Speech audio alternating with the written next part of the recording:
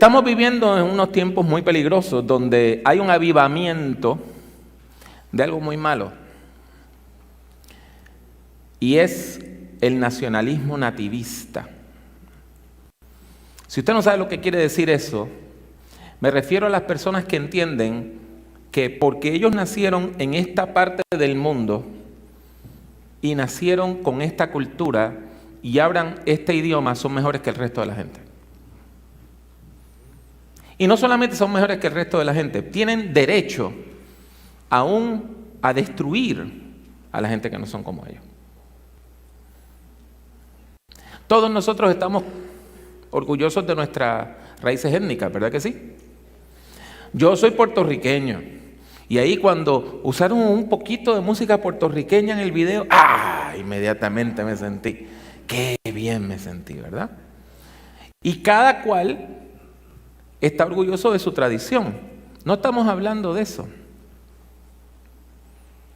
El problema surge cuando yo entiendo que su existencia pone en peligro la mía. Y empiezo a ver la vida de manera binaria. ¿Entienden lo que quiere decir binario? O existe usted o existo yo. Cuando yo veo a la otra persona como un peligro, entonces siento que tengo derecho a destruirla. Eso ha pasado muchas veces, en muchos lugares.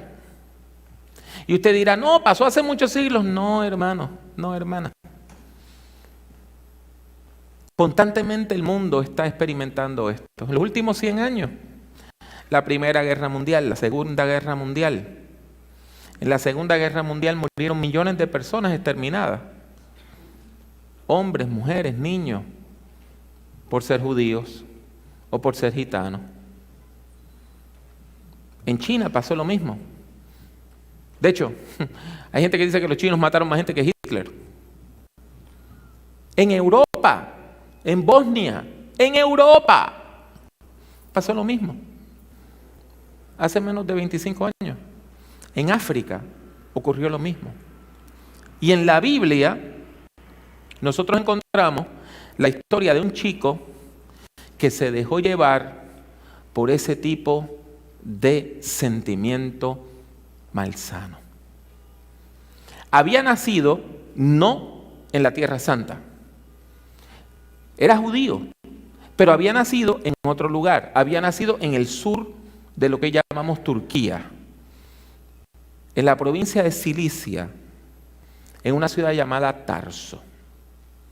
Tarso era una ciudad importante, tenía la segunda biblioteca más grande del mundo. La segunda biblioteca más grande del mundo. Y entonces la gente iba allí a estudiar y había maestros de filosofía, maestros de retórica, el arte de hablar. Y este chico se cría allí. Aprende griego, habla la lengua hebrea, estudia la cultura greco-romana, al punto que puede citar la literatura en griego, pero conoce las escrituras hebreas. Él venía de una tribu particular, de la tribu de Benjamín, y entonces él llevaba su linaje. En un momento él dice que él es hebreo de hebreos, o sea, de hueso colorado. Puro, puro, puro hebreo. Sin contaminación de otros países o de otras culturas, de otros grupos étnicos. Y este chico está lleno de pasión, pero cuando la pasión no se dirige correctamente, se puede convertir en una pasión desordenada. La Biblia tradicional tiene una palabra, la traducción tradicional de las Escrituras tiene una palabra para eso: concupiscencia. Cuando una pasión se pasa, se desborda, se descontrola. Y él decide que él va a ser maestro de la ley.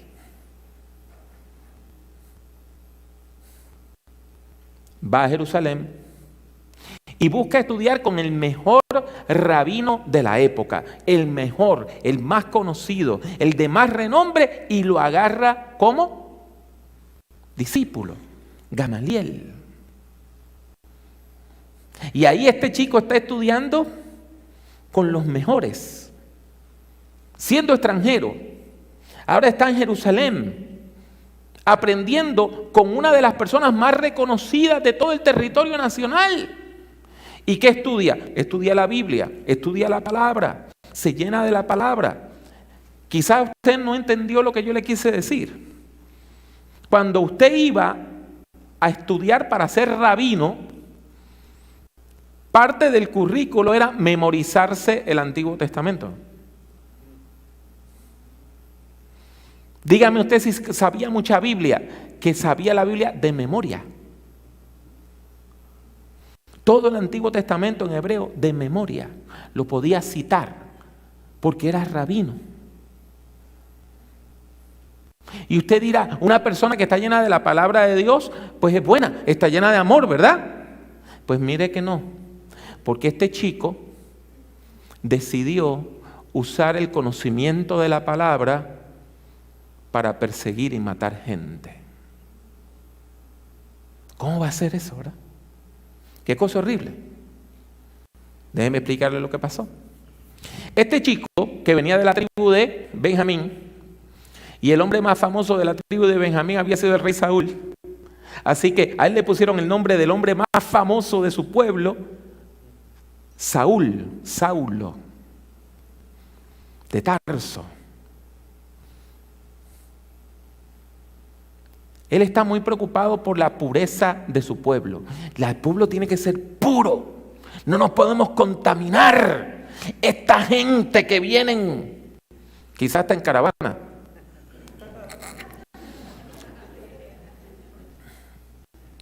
son una amenaza. Cuando él se pone a examinar todas las tribus, todos los grupos, todas las distintas sectas judías, hay una en particular que él entiende que es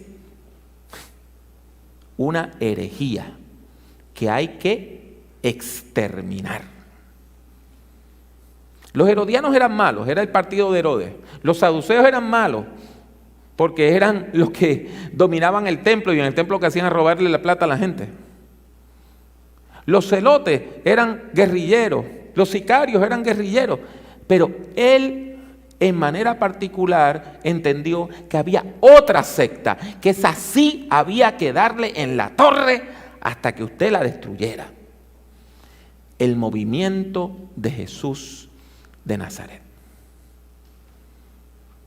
Jesús ya había muerto, había sido crucificado, y ese era el problema. Jesús había sido crucificado, había sido arrestado, había sido condenado a muerte por ser un criminal. Perdón, el libro de Deuteronomio dice, maldito el hombre que cuelga de un árbol.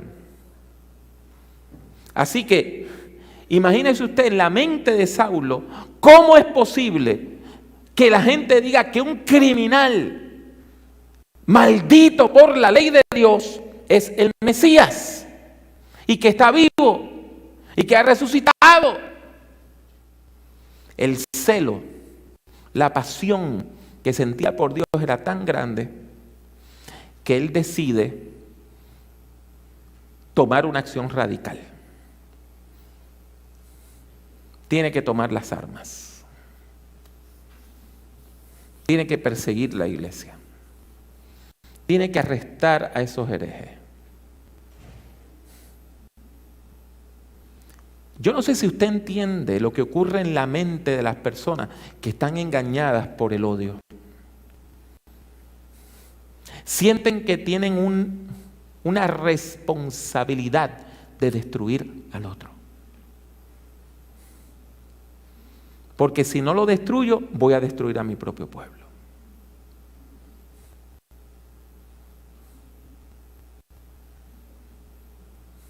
Saulo,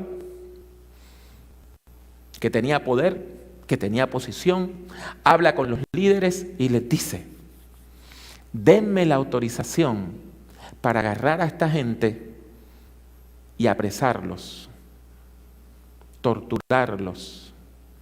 Y si tenemos que matar a algunos, matarlos, para destruir esta herejía que está destruyendo a nuestro pueblo. Y usted tiene que entender, si Saulo toma esta decisión, es porque él está convencido de que el futuro de Israel depende de la destrucción de esa herejía. Que si él no destruía el movimiento de Jesús, el movimiento de Jesús iba a destruir a Israel, iba a destruir a Judá. La primera vez que encontramos el nombre de este chico en el Nuevo Testamento está en el libro de los Hechos.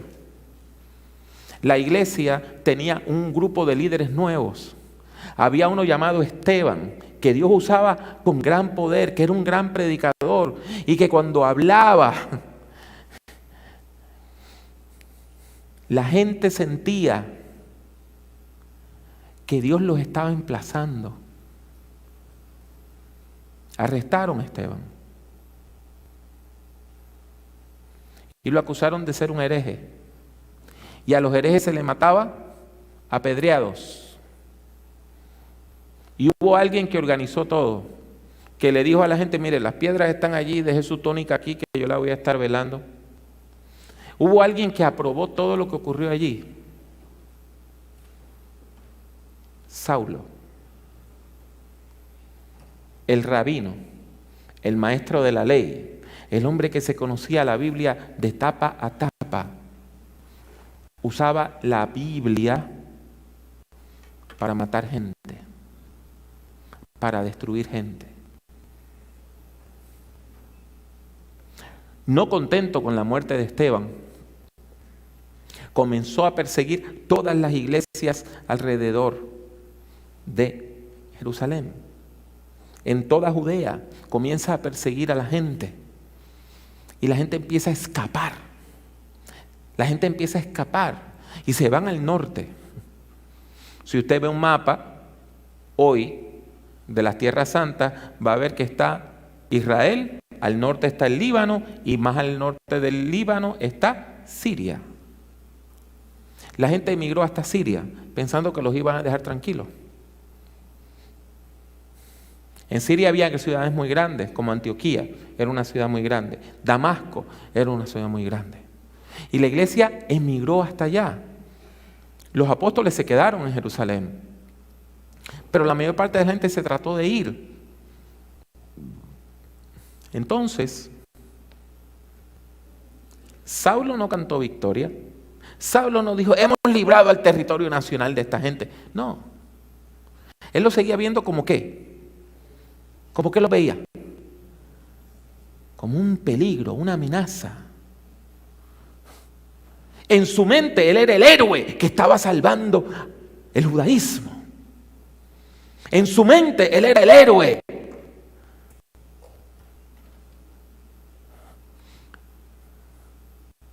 El bueno. En su mente él era aquella persona que la gente iba a recordar como él purificó el judaísmo y nos libró de las herejías. Y entonces va donde el sumo sacerdote, va donde los sacerdotes y dice: denme cartas de autorización, de manera que yo pueda ir hasta Siria a arrestar no a todos los cristianos, sino a las personas judías cristianas. Traerlos a Jerusalén de vuelta para que enfrenten juicio. Eso es lo que él quería hacer. Eso es lo que él quería hacer. Eso todavía lo hacemos, ¿verdad? Si una persona es un criminal en Argentina y escapa a Chile, las fuerzas de seguridad argentinas pueden mandar a una persona a arrestarlo en Chile y traerlo de vuelta a Buenos Aires, ¿verdad que sí? Él consigue esas cartas. O sea que el hombre tenía poder político. Eso no era fácil de conseguir. Él tiene ahora en sus manos un salvoconducto. Él puede pasar, él puede ir al otro país y decirle a las otras autoridades: yo tengo la autorización de mi tierra para llevarnos a los súbditos nuestros, no a los suyos, a los nuestros, para enjuiciarlo. Y así inicia el camino a Damasco. No sabemos con cuántos hombres iban. No sabemos si iba a pie o si iba a caballo. No sabemos si era un contingente grande o pequeño. No sabemos exactamente por dónde iba. Pero él no había considerado que estaba cometiendo un error. En ningún momento le pasó por la mente que el cristianismo podía ser cierto. En ningún momento le pasó por la mente que Jesús de verdad era el Mesías. Jamás consideró que Jesús de verdad vivía. En su mente lo que estaba era persiguiendo herejes. Y no se dio cuenta de algo que su propio maestro dijo antes en el libro de los Hechos. Cuando arrestaron a Pedro y a Juan, una de las personas que dio una voz de alerta fue el viejo maestro de Saulo, Gamaliel. Y le dijo a los fariseos: tengan cuidado que no se encuentren peleando con Dios.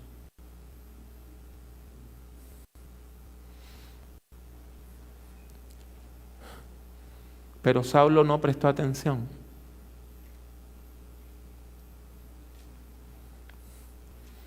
Él estaba seguro que estaba peleando contra una superstición. Y cuando va de camino a Damasco, ocurre lo que él jamás pensó que podía pasar. Una luz más resplandeciente que el sol lo ciega. Se cae al suelo. Aún con los ojos abiertos no puede ver. Y escucha una voz que le dice: Saulo, Saulo, ¿por qué me persigues? ¿Por qué me persigues a mí? Usted se puede imaginar la confusión enorme que tiene este hombre. Él no está persiguiendo a ningún ser espiritual, ¿verdad que no? En su mente él estaba persiguiendo ¿qué? Hereje. Gente falsa, maldita por la ley, condenada, porque no está haciendo nada malo. Y de momento escucha una voz que le dice: ¿por qué me persigues? A mí. Recuerde que él no creía en Jesús. Así que lo menos que él espera es que la voz le diga que es Jesús el que está hablando. Como una persona que había leído la Biblia, el Antiguo Testamento, él espera que sea un ángel. Cuando él dice: Señor, ¿quién eres?, él espera que le digan: soy un ángel, soy el arcángel Gabriel, soy el ángel Miguel, soy el ángel de Jehová. Eso es lo que él está esperando.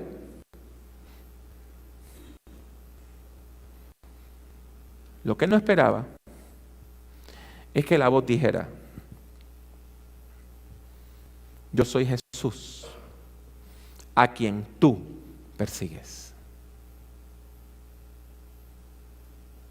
¿Qué?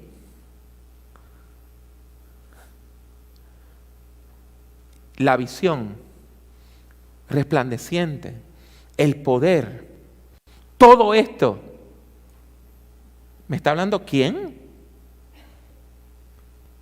Jesús. Tú no estás persiguiendo herejes, ni siquiera estás persiguiendo a la gente que cree en mí. Estás actuando en contra mía, porque el sufrimiento de mi pueblo es mi sufrimiento. Eso es lo que Jesús implica. El sufrimiento suyo es sufrimiento de Jesús. Jesús sufre nuestro sufrimiento. Y cuando Saulo está persiguiendo, asolando a la iglesia, está persiguiendo a Jesús. Y déjeme decirle algo, si usted quiere buscar pelea con Dios, la va a encontrar.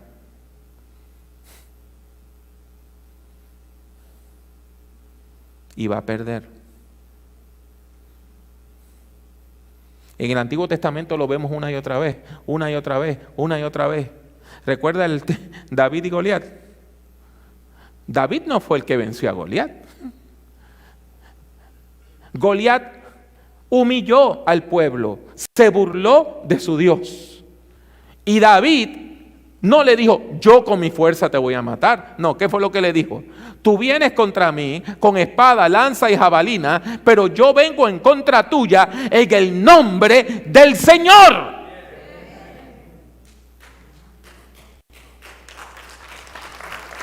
O sea, que si tú quieres pelear con alguien, no vas a pelear contra David, vas a pelear contra Jehová de los ejércitos.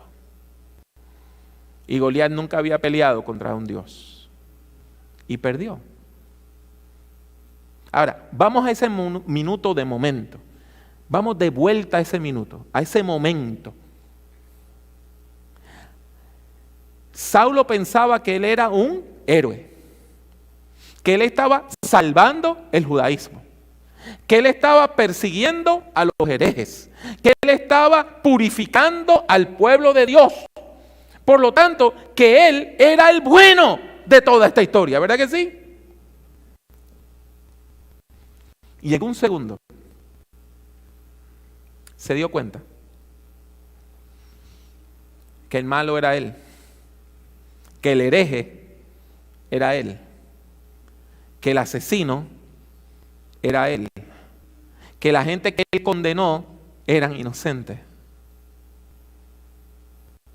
que él estaba equivocado. Yo no sé cuántos de ustedes han tenido un momento en la vida de decir estoy equivocado. Y no sé cuántos de ustedes han cometido errores tan grandes y tan grandes y tan grandes que han tenido que llorar con las lágrimas más amargas el darse cuenta que estaban equivocados. En un segundo. La vida que él llevaba construyendo por años, la carrera que llevaba construyendo por años, todos los logros que había tenido, los logros políticos, religiosos, todo su standing, se cayó al suelo.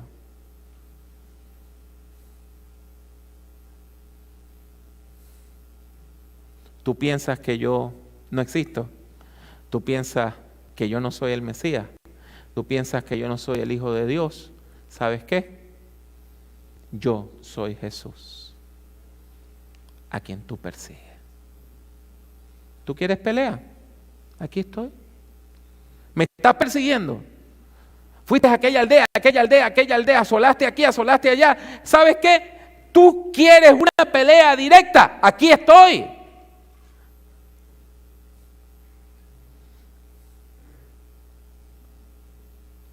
La versión tradicional de la Escritura añade una frase que le encontramos también en otras partes del libro de los Hechos, donde Jesús le dice, dura cosa te es dar coces contra el aguijón. Déjeme explicarle qué quiere decir eso. En el mundo antiguo, las carretas eran tiradas por caballos, ¿verdad que sí? Y usted sabe que cuando un caballo pierde el control, ¿qué hace? Empieza a tirar ¿qué? Patadas. Se encabrita, empieza a tirar patadas. Pues entonces usted lo que hacía era que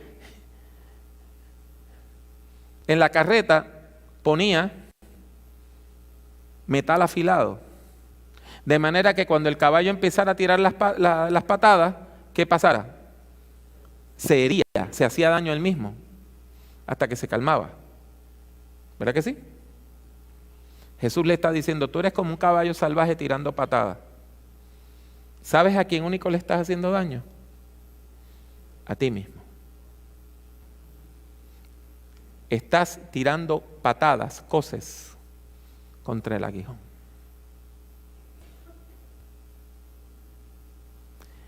Yo no me puedo imaginar el nivel de depresión que tuvo este hombre en ese momento.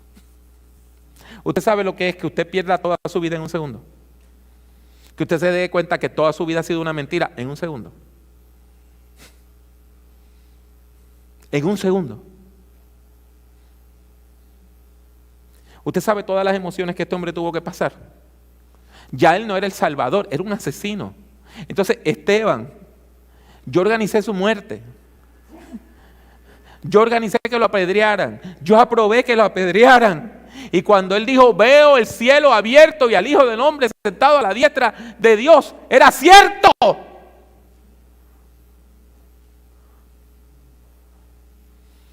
Y yo soy un asesino. El hombre que pensaba que estaba cumpliendo todos los preceptos, las 613 leyes que los fariseos encontraban en el Antiguo Testamento, había violado la que dice no matarás. Había violado la que dice no tomarás el nombre de Dios en vano, porque él mataba en nombre de Dios. Estaba destruido, ¿verdad? Estaba destruido. Todo se acabó.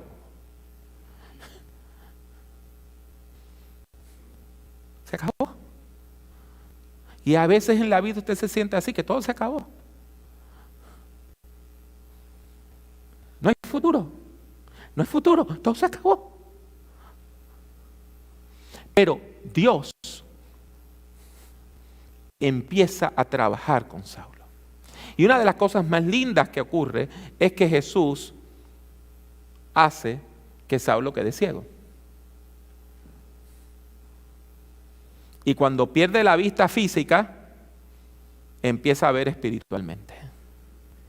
Mientras tenía visión física, estaba ciego.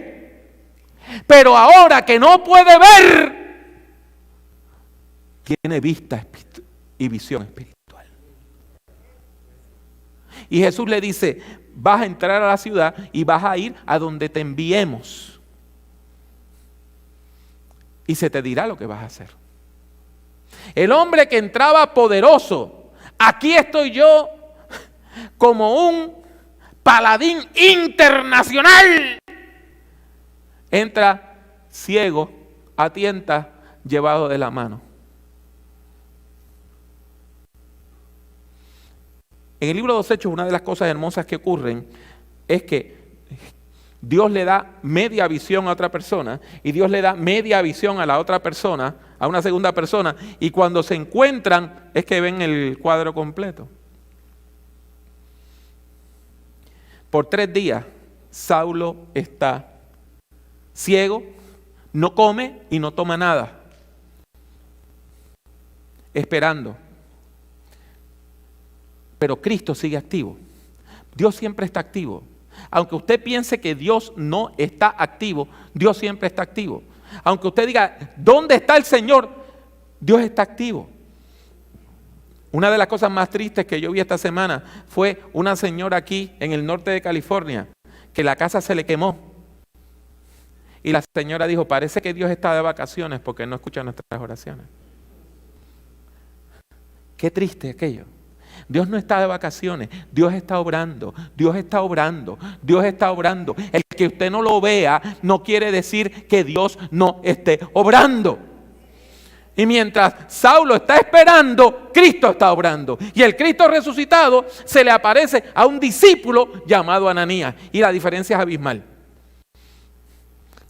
Ananías tiene una visión igual como la que tuvo Saulo.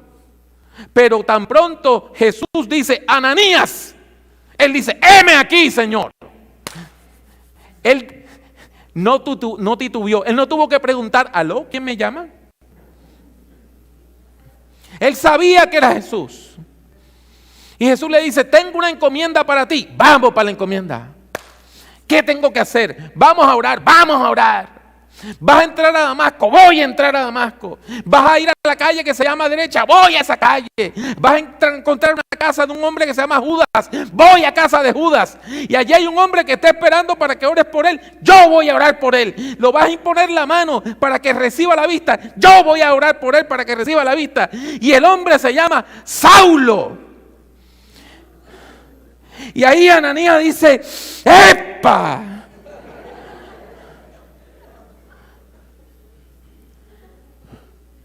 Saulo, si fuera puertorriqueño, un joven milenial puertorriqueño hubiese dicho, ¿en serio? ¿Seriously?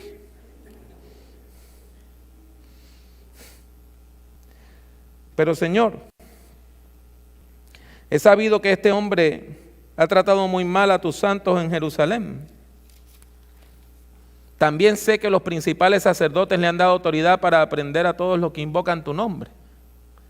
¿Tú quieres que yo vaya a ir a orar por el que está matando a nuestros hermanos en la fe? ¿Tú quieres que yo vaya a exponer mi vida, que él me pueda matar o que me pueda llevar preso? ¿Eso es lo que tú me estás pidiendo, Señor? ¿Sabe qué? El odio tiene dos filos. Y cuando a nosotros nos odian, podemos pagar odiando.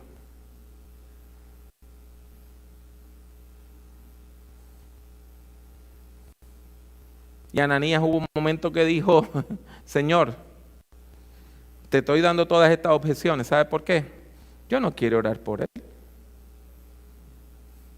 Al contrario, que se refunda en el infierno por asesino. ¿Verdad que sí?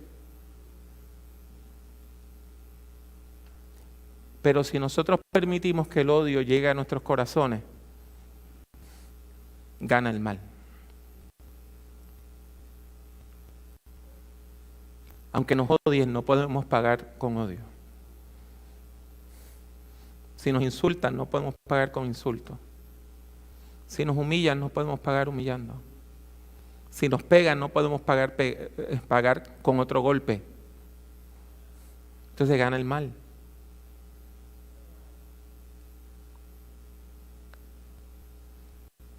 En el fondo, Ananías dice, yo no quiero ir. Por él no.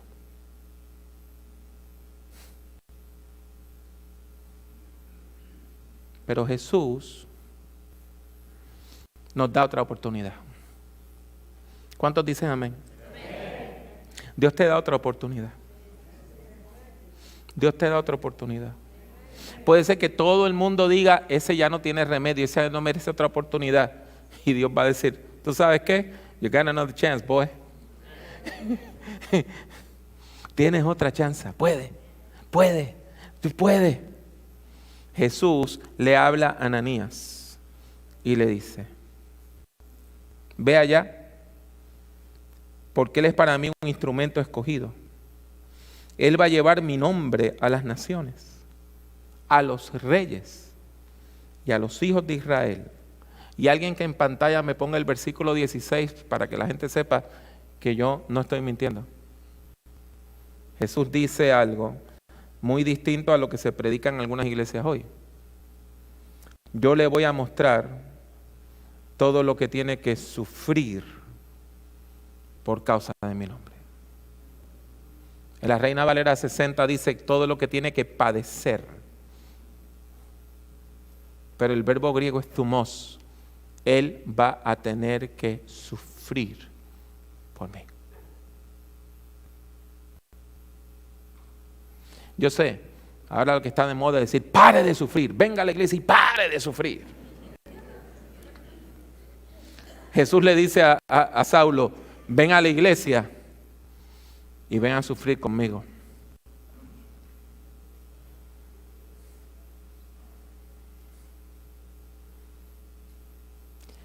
Es interesante esta historia. Empezamos con un héroe, Saulo, que se da cuenta que él no es tan héroe nada. Y entonces tenemos un discípulo fiel que se da cuenta que no es tan fiel nada tampoco. Pero cuando Jesús le dice, ve, porque Él va a sufrir por mí. Ambos tienen que cambiar su actitud. El odio que había hacia el movimiento de Jesús, hacia los cristianos, en el corazón de Saulo, tiene que desaparecer. Y el odio y el rencor que sentía Ananías hacia Saulo, tiene que desaparecer. Y entonces encontramos esas palabras maravillosas, maravillosas. Si me las pueden poner en la pantalla.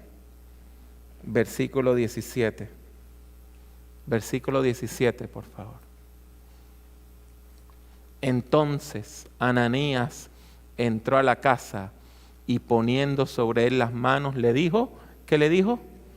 Hermano Saulo,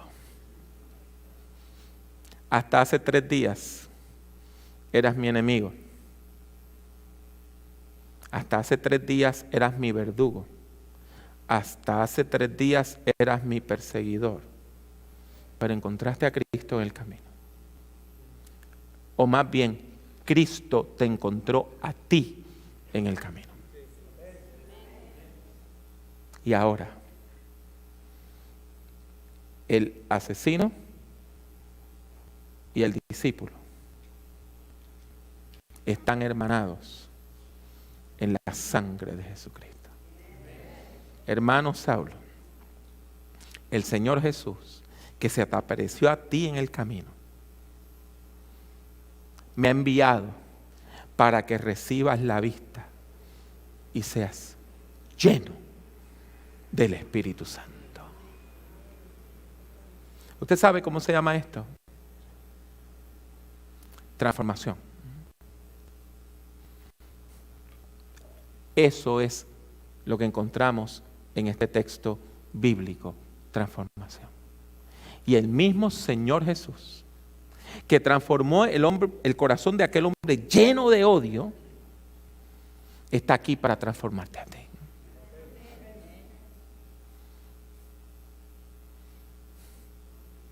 Y el mismo Señor Jesús, que capacitó a Ananías para perdonar,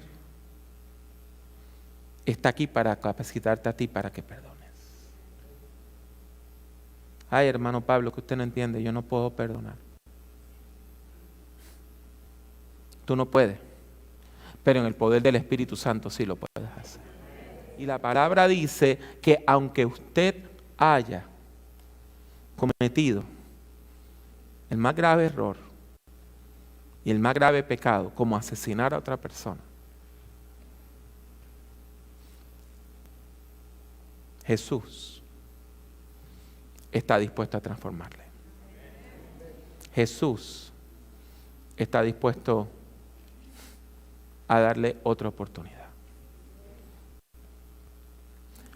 Hubo gente que jamás perdonó a Pablo.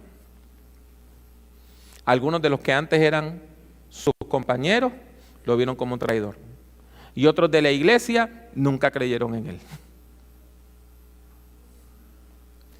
Pero Jesús creyó en él. Dios cree en ti. Dios cree que tú puedes cambiar. Dios te quiere capacitar con su Santo Espíritu para que seas transformado. Dios quiere que pases por este proceso de transformación. Y a usted, que de manera particular ha escuchado este sermón, y usted tiene una persona a quien usted no puede perdonar, Dios le puede capacitar para que vaya donde esa persona y le diga, hermana, y haya reconciliación.